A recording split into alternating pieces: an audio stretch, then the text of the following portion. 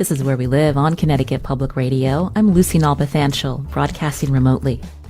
Immigration and efforts to reform the system have been perennial issues in the United States since its founding.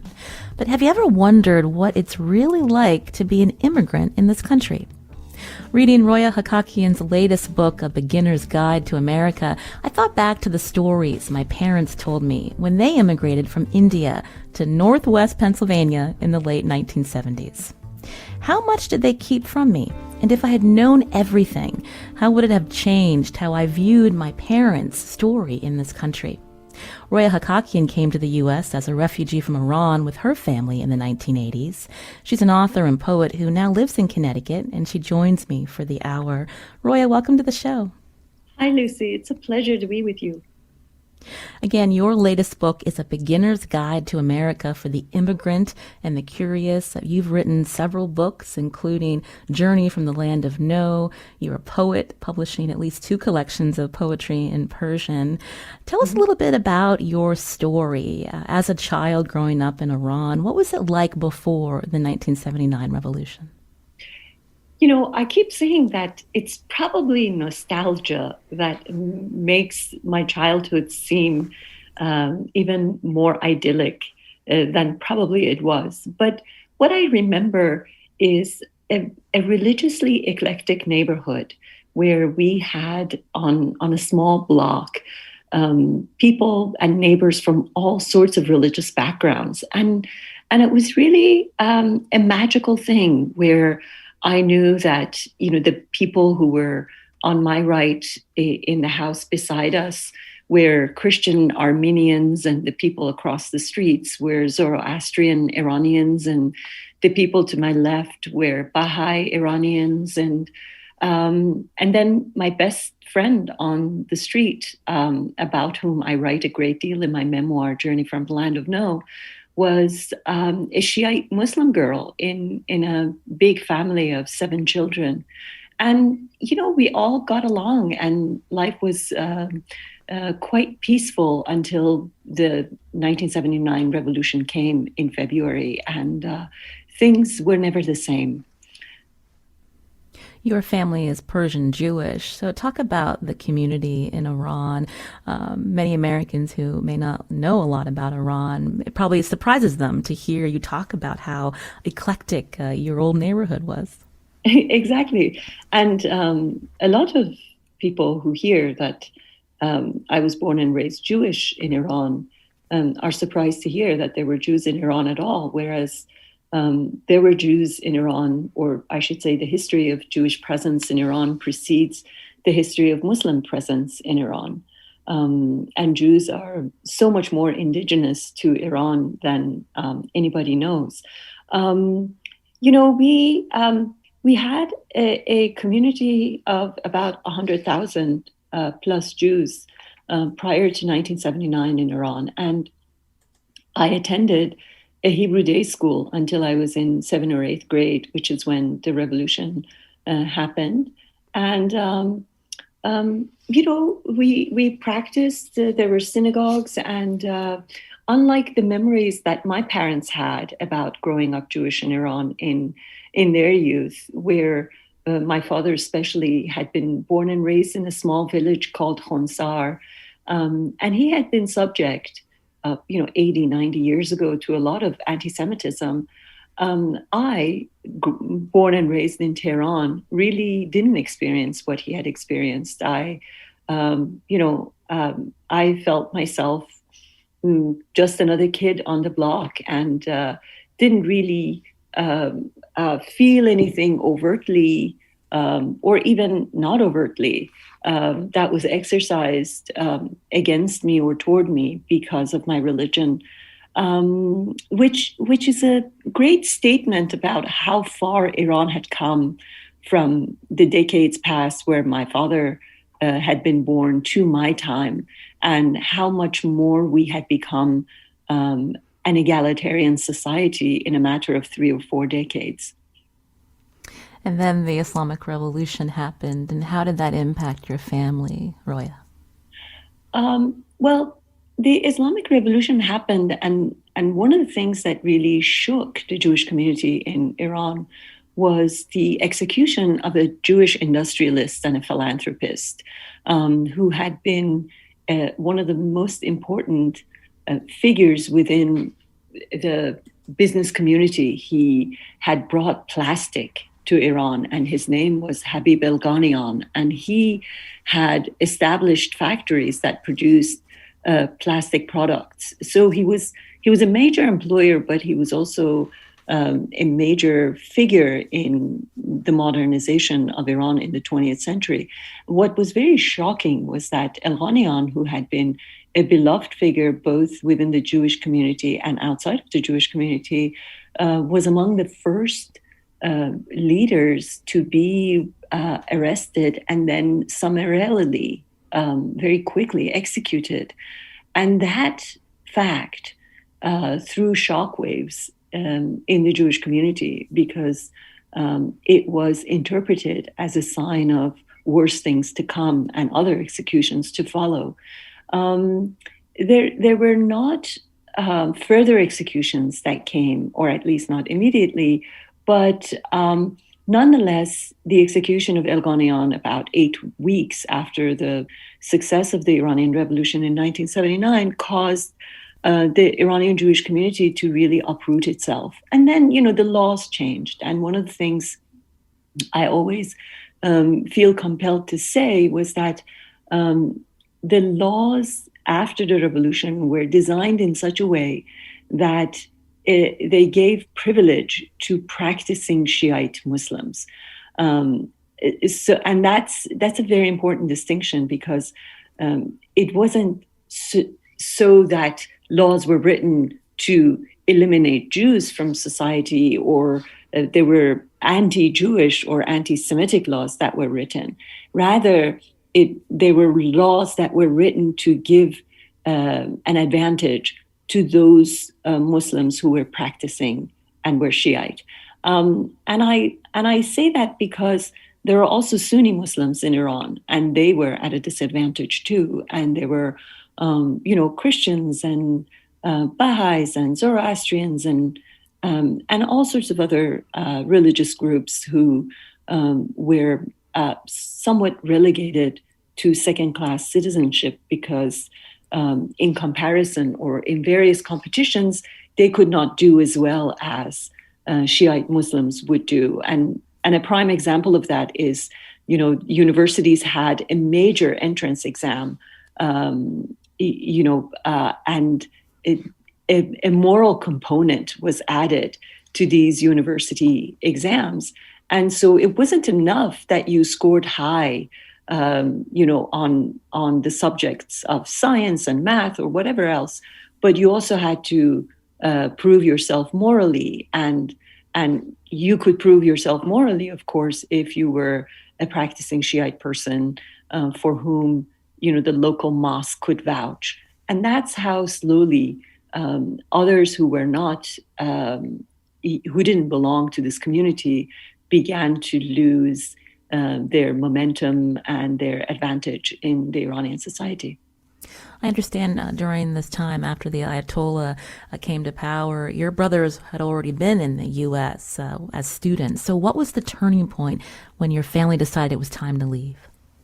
Well, in 1980, Iraq attacked Iran, and a full-blown war followed. And there were moments throughout that war which lasted nearly 10 years, and it's one of the longest, most devastating wars of the last century. There were moments that the war could have come to a peaceful end, or there could have been negotiations, but the Iranian leadership somewhat embraced this attack because it allowed them to exercise other ideological agendas that they had, including the major agenda of freeing Israel, or returning Israel to the Palestinians. So the big slogan in those days was, we welcome this attack because it will give us or speed up the opportunity for us to go through Baghdad and then reach Jerusalem, which meant that they were not only going to defeat the Iraqi attack, but also move on further to, so-called liberate Palestine. And so once the war just seemed to become never ending, it was very clear to my family that my brothers couldn't return because they would be conscripted in the war and they would have to serve. And it wasn't something that any of us wanted them to do. So it left us with no choice other than leaving Iran. That must have been difficult for you as a child who, as you described, had a wonderful upbringing. What do you remember about that time when your parents told you, or I know you came here with your mother, that it was time to leave your homeland? I didn't want to leave. I was a teenager. I had just begun writing in Persian. And even though I was 15, 16, people were taking me seriously. And, I guess there's nothing more joyous to be an aspiring poet or writer and have grown-ups who know literature tell you that you're a talent.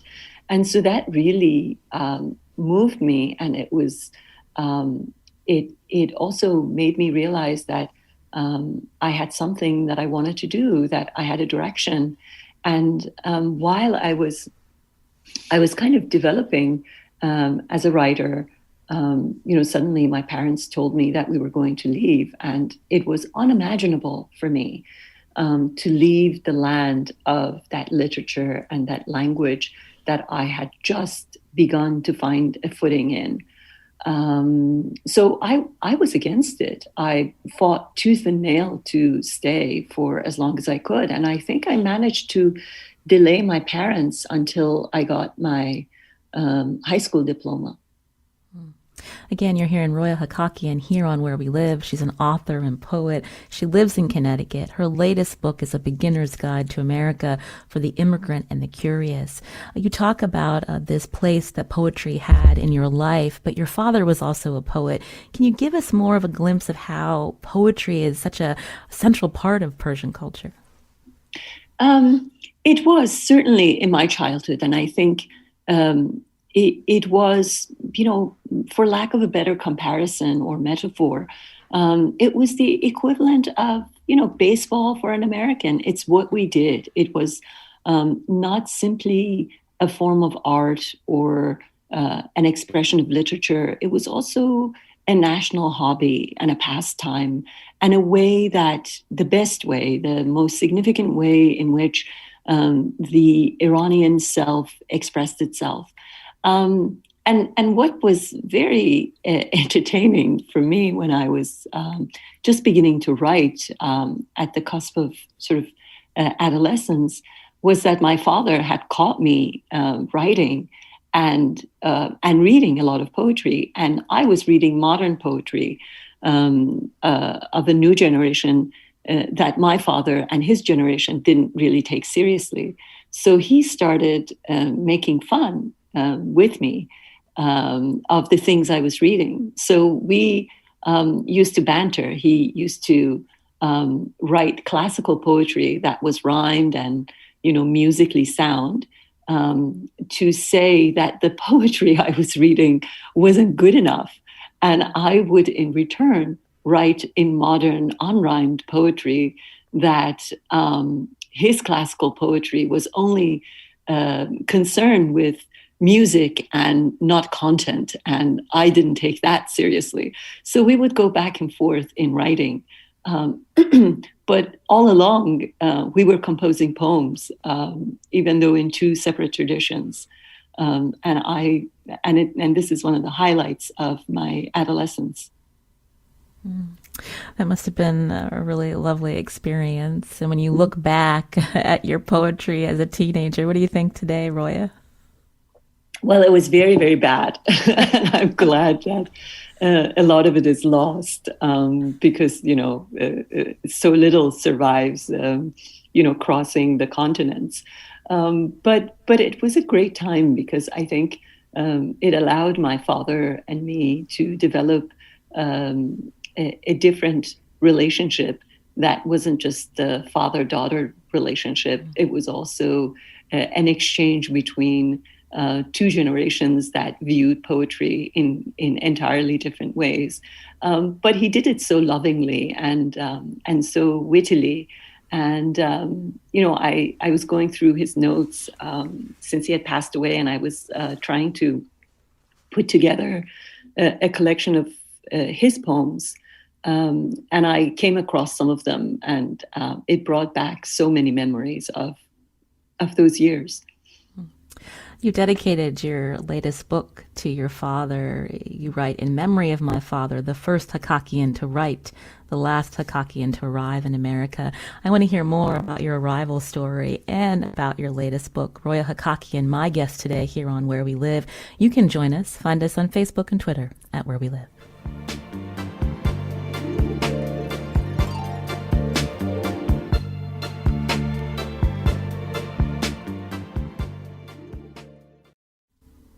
This is Where We Live on Connecticut Public Radio. I'm Lucy Nalpathanchel. What is it really like to come to this country as a new immigrant? Author Roya Hakakian's new book, A Beginner's Guide to America for the Immigrant and the Curious, provides an overview of the immigrant experience, from what it's like to first arrive and learning a new culture. There's humor in the guidebook, too. What is it really like finding love in this new land? Roya writes, "You might say it took God half as many steps to create the universe, and ask why American courtship is so prolonged." Roya joins me here on Where We Live on Zoom. She lives in Connecticut. Roya, you were talking about you not wanting to leave Iran, but eventually you came to the U.S. with your mother as refugees. Where did you end up?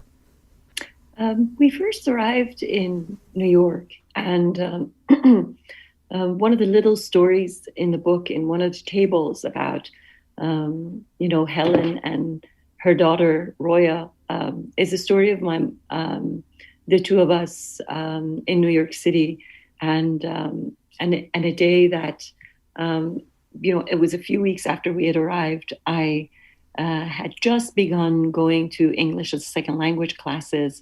And my mother didn't speak any English.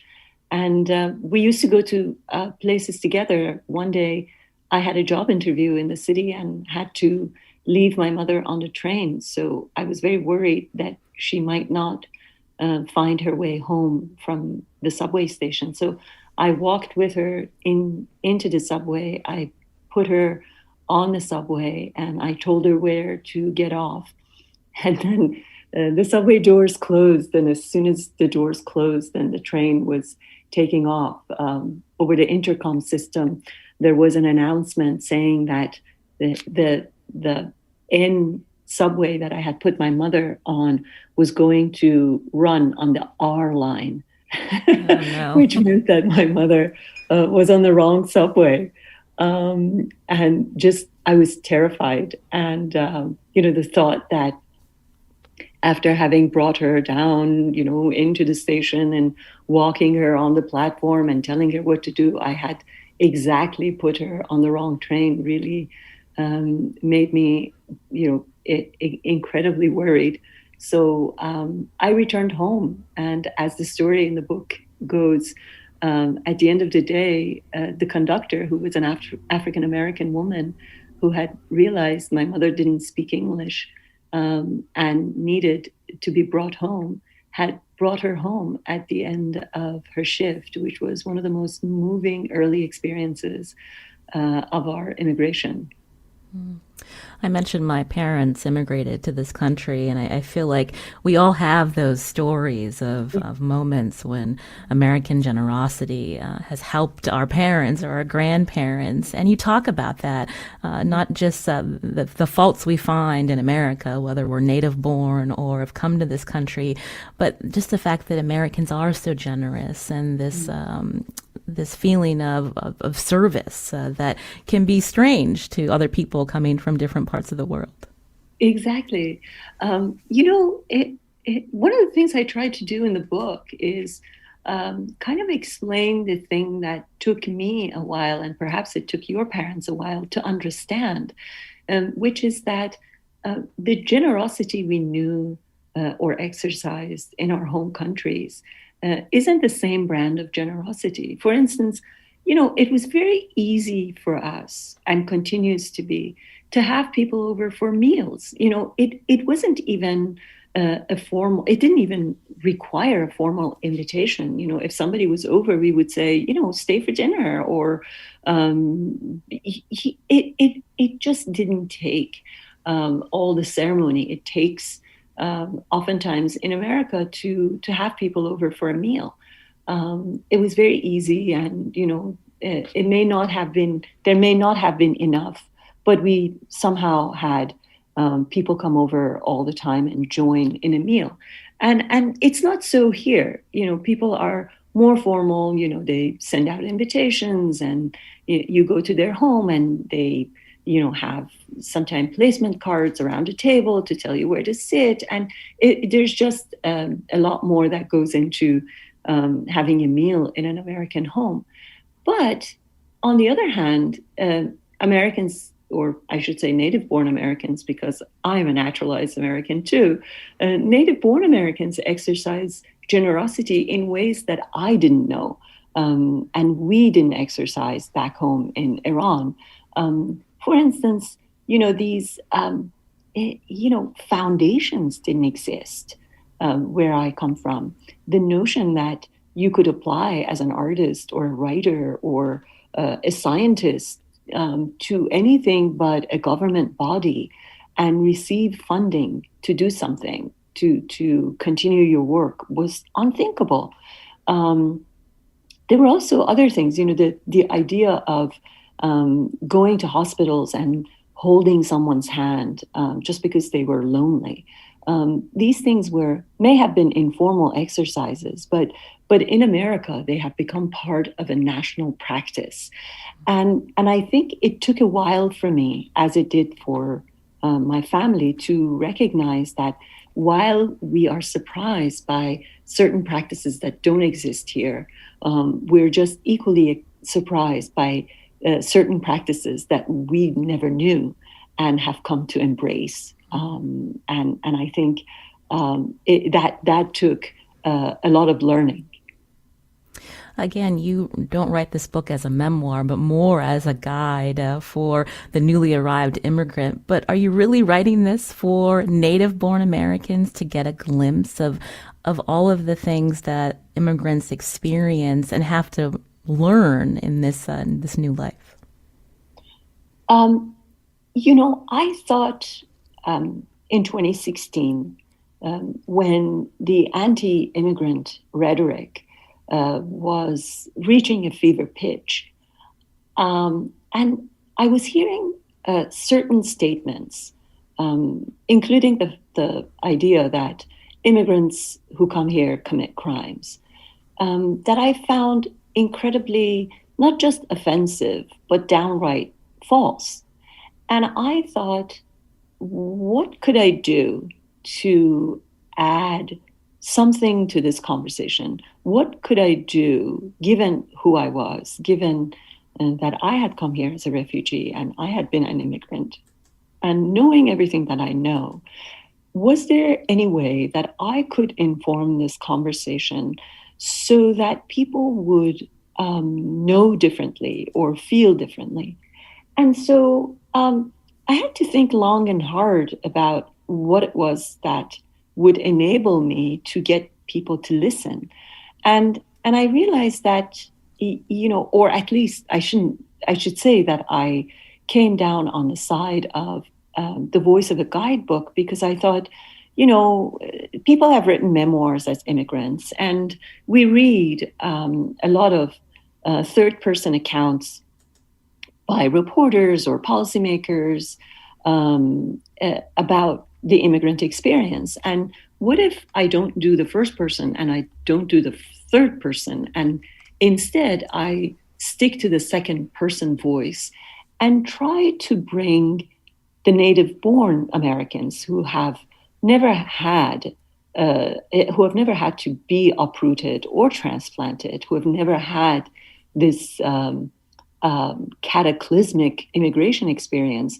What if I could bring them very close to the thoughts of an immigrant? the feelings of an immigrant, the early experiences of an immigrant? What if I could make the immigrant truly accessible to the people who have never undergone that experience?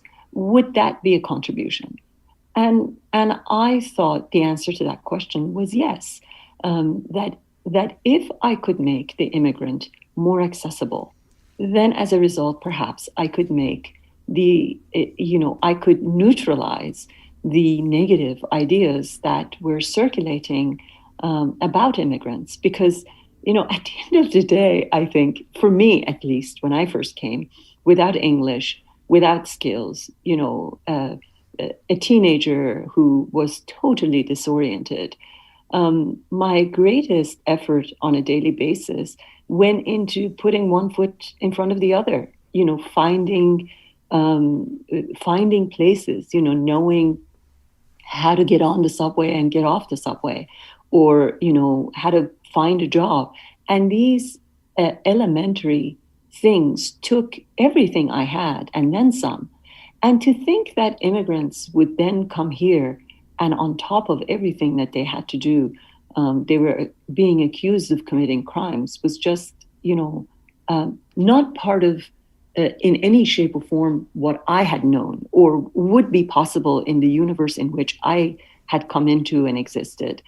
And so the book is an effort to make that experience, which, so many of us have never had, knowable and accessible to the rest of us.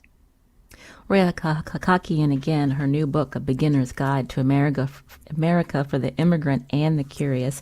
She's on the show today as we talk about this book and her life. It really stood out to me when you spend time giving a glimpse into what it's really like. The stages of arrival, you write, are like stages of grief. Can you flesh that out more for us? Yes, I think the stages of arrival, exactly as you put it, are similar to the stages of grief, because no matter how difficult the circumstances were that we as immigrants leave behind, I think at the end of the day, none of us want to be separated from the place into which we've been born and in which we've been raised, and where our ancestors have been buried. I think the idea that things can be imperfect in places, and as a result we may have to be driven out of those places because life becomes untenable, exists. However, it doesn't mean that we do it willingly or that we prefer to leave these places, however imperfect they are. So I think we all arrive, even if we have come willingly, with a certain degree of grief. And so we go through these early days, weeks, and months of arrival in the same way that we experience the loss of something important or an important person. So I remember, in those early weeks, oftentimes people would ask me where I was from. I would tell them I was from Iran, and they would say, then you must be delighted to be here. And, eventually I am delighted that I'm here, but I wasn't delighted that I was in America in those early weeks. And that truly just, salted my wound, because the thought that people thought that it was an easy thing to be here, or that I had chosen to uproot myself, or however many gifts this country had, or I was benefiting from, would neutralize or allay the pain of the loss that I had experienced, was unthinkable to me. And so I think it takes a while, and it takes weeks and months of going through what I describe in the book and hear from other fellow immigrants, is simply like months of walking through fog, which is sort of a physical jet lag, but also an emotional jet lag. until we emerge from the fog and begin to kind of piece a new life back together. Earlier, you talked about a lot of the anti-immigrant rhetoric over the last several years, and trying to think about a way to write this book that could help native-born Americans and others understand what it's really like. I wanted to ask you your reaction to something that happened. A Georgia man arrested for the shooting deaths of 8 people, 6 of them women who are of Asian descent. When you hear these things happen as someone whose parents are immigrants, and when you think about all the times that in the last decade even where certain communities are targeted because of the race, when these situations happen, what runs through your mind? Well, the first thing that comes to my mind is that they are undoing the promise and the premise of America, that the only advantage or the most important quality that has made America what it is the idea that it became a destination for all the people who, for one reason or another, had chosen to come here. Even if unwillingly, but had made this country their destination, or as I say, in the last chapter of the book, it's somewhat of a promised land, because they could not go on in places where they had been born. And so this is precisely sort of the American formula. It is what has made this country a leading, innovative figure or force in the world, because we have brought all the nationalities or ethnicities and races from across the world who thought that being in America would give them the opportunities that they didn't have in their homelands. So I think the first and foremost thing that everyone should recognize, and I hope they do, is that every one of these acts is not an act simply against a single group of Asians or African Americans or whomever, but it's an act against the American formula. It's an act against the promise that has made America what it is. So that's the first thing that comes to my mind. The second thing, perhaps, which is equally important to remember, is that America has gone through these periods of discrimination and violent reaction to various racial groups. And while we must do everything we can to prevent them from occurring, we must also remember that we have, despite the tragedies, managed to incorporate these communities within a generation or two into the fabric of our societies. So our movement as a nation has been a movement toward improvement, and I think we need to keep that up. You mentioned generations. Isn't it interesting when a family has been here for several generations, and how that feeling of being anti-immigrant starts to bubble up again? It's as if we forget what our relatives have experienced. What is that about this country that occurs, Roya? It's very interesting, because I find this within the Iranian American community too, that it's as if we come in, and as soon as we get in, we want to shut the door on people behind us. I am not sure I entirely understand it, but I think it is a negative manifestation of us or our desire to belong. And we think that belonging means creating an exclusive club, and therefore excluding other people, because if we're going to belong, we should be the only ones here. However, the truth is that we continue to exercise this strange ritual, which is almost like a hazing ritual, which we inflict discrimination or we inflict damage, harm onto new immigrant communities when they begin to arrive, and then a generation or two later, we begin to regret it, and the next generations begin to express remorse and do the opposite. Celebrate those communities that came, and I think it's important to keep telling ourselves that if we have become the nation that we have become, if we have contributed to global innovation and leadership in whatever way, it has in fact been in a great part because of this human salad, medley of racial and ethnic communities of people to come here and thrive. And the moment we cease to do that is the moment that we cease to be the America that has had an edge. This is Where We Live on Connecticut Public Radio. I'm Lucy Nalpathanchel. My guest today, Roya Hakakian, an author and poet. She lives in Connecticut. Her latest book, A Beginner's Guide to America for the Immigrant and the Curious. If you go to our website, wnpr.org/where we live, you can read an excerpt of this book. We'll continue our conversation right after a quick break.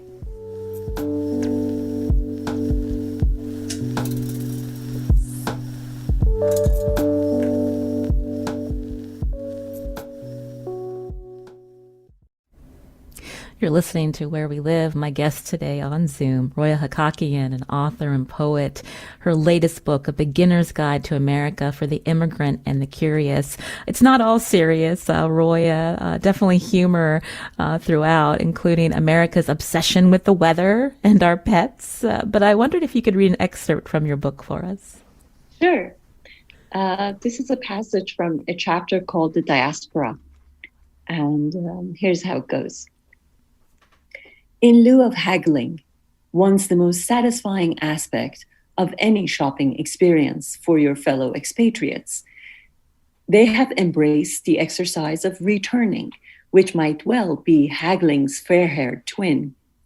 On weekends, they load their spacious trunks with the purchased goods they plan to return, something that was unthinkable where they came from.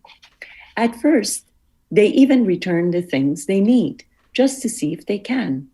When this belief gives way to faith in the sanctity of the return policy, they begin to return only what truly needs returning.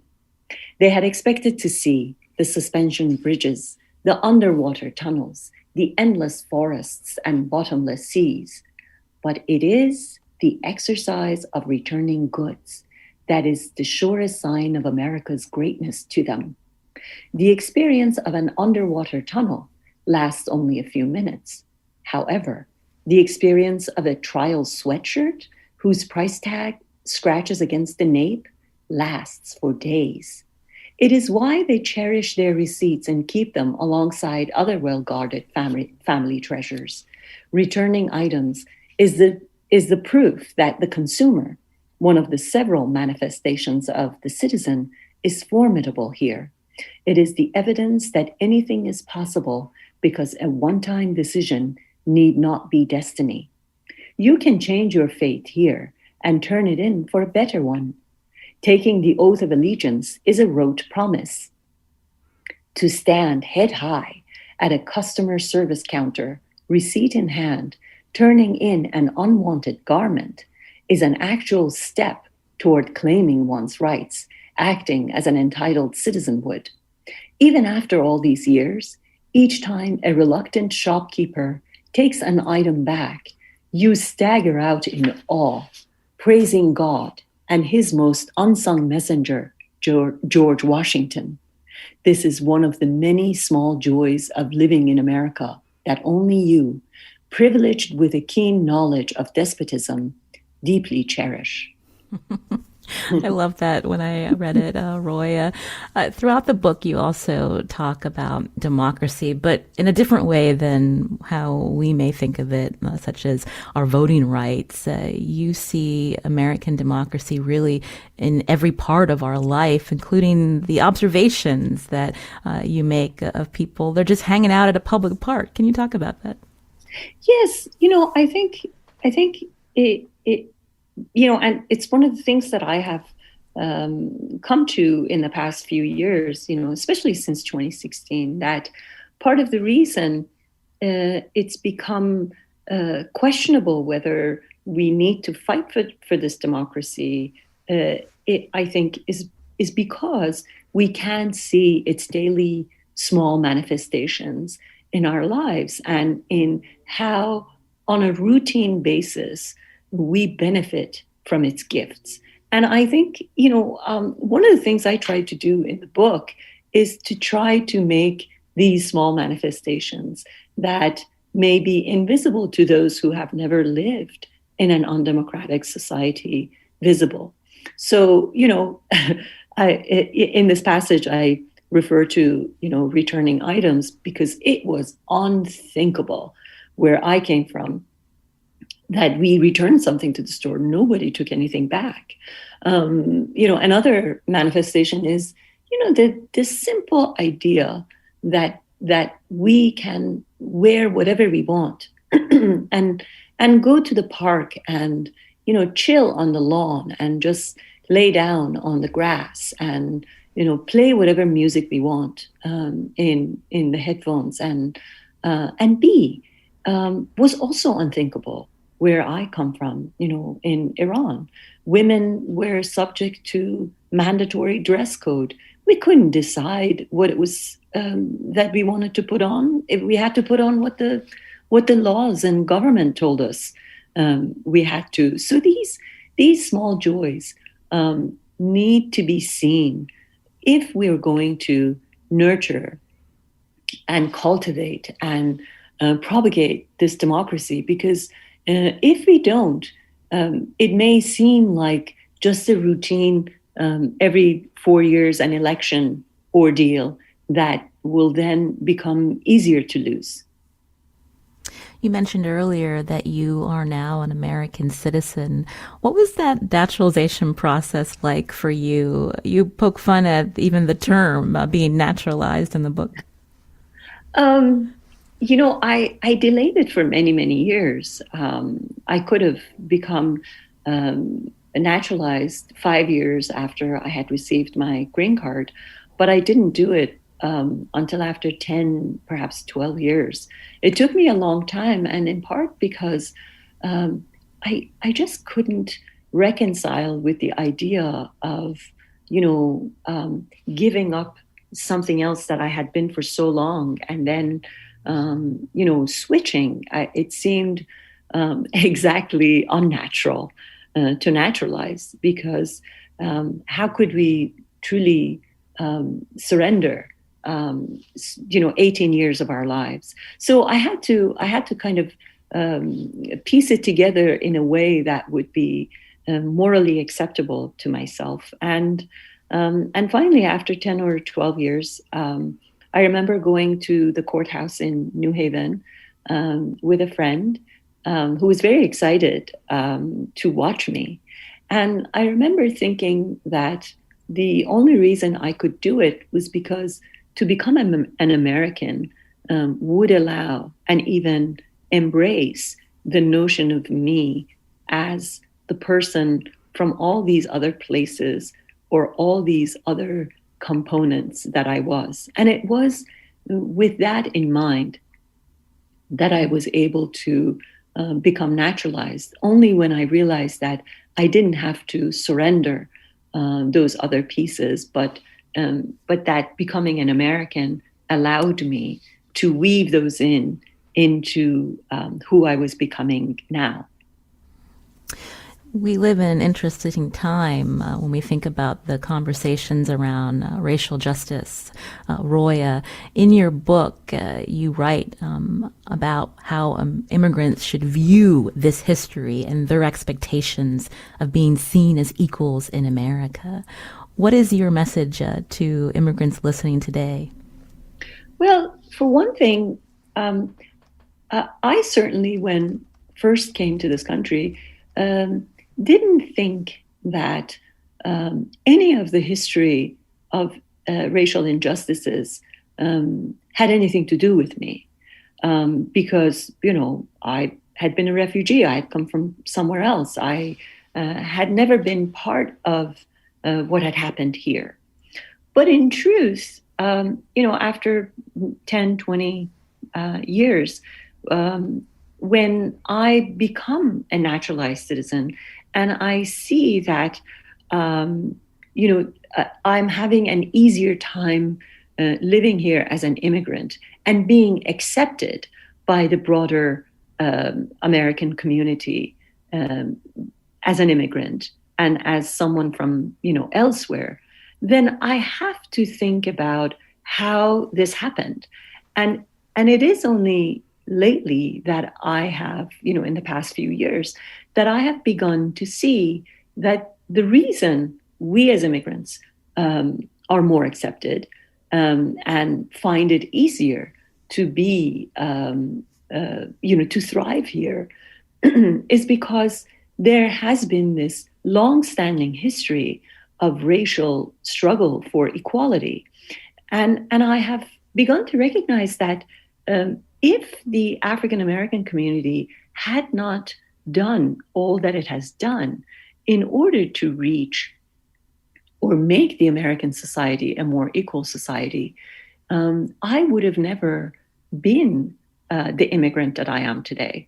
That I owe them this acceptance and the space that they have created for people who are not of the same complexion or the same origin to be brought in to this country and accepted far more than, say, in other Western societies. So finally, after all these years, I'm beginning to see that even though I had no part in the racial history of this country, but I have become an unwitting beneficiary of the struggle that it has taken to make America more equal. I wanted to end on this quote from your book, A Beginner's Guide to America, related to what we just talked about. You must do all you can to tell the story of the slaves and their indispensable legacy to your children, because if their story fades, the story of immigrants will fade too. Then before you know it, you will no longer be welcome. Roya Hakakian, it was a pleasure to speak with you this hour about your new book. I hope to invite you back sometime. Thank you, Lucy. I truly enjoyed it. Today's show was produced by Carmen Baskoff. Our technical producer this week is Eugene Amatruda. Thank you, Gene. Our theme music for Where We Live is composed by Hannes Brown. I'm Lucy Nalpathanchel.